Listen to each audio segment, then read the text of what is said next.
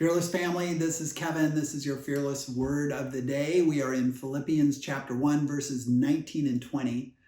And as you know, Paul is in prison, and he's actually writing about that dilemma at this point. And I find it sort of refreshing where he goes with this. He says first to the Philippians who have been praying for him, for I know that through your prayers and God's provision of the Spirit of Jesus Christ, what has happened to me will turn out for my deliverance. So he is praying that he will be delivered out of prison. And history tells us that he actually was. Now, he doesn't know that. And so he is really going through a hard time. We don't know exactly what the imprisonment was all about. He could have been chained to a Roman soldier for this whole time. It could have been a house arrest kind of situation. But we know that he's uncomfortable. We know that it's hard. We know that he's not sure about whether he's going to live or die. And so then he writes these words, I eagerly expect and hope that I will in no way be ashamed, but will have sufficient courage so that now, as always, Christ will be exalted in my body, whether by life or death.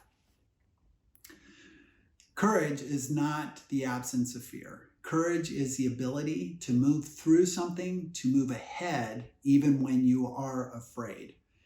And we see here that Paul is a little concerned about being put to shame. And what he means by that is letting go of Jesus, maybe even letting go of the mission, because this is so hard, that there's actually a temptation to do that.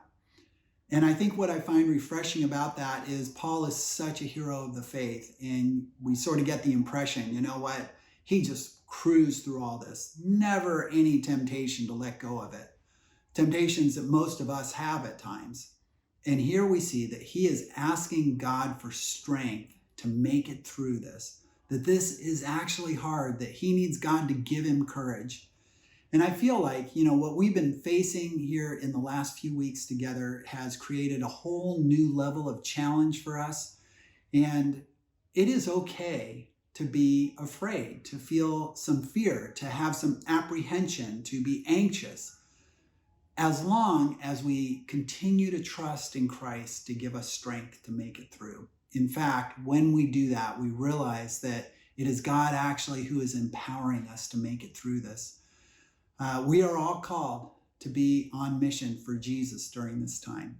And we can do it with the strength that he provides, with the courage that he gives us. We can keep moving forward. I'm looking forward to seeing you this weekend as we continue in our study in Philippians. Have a great week.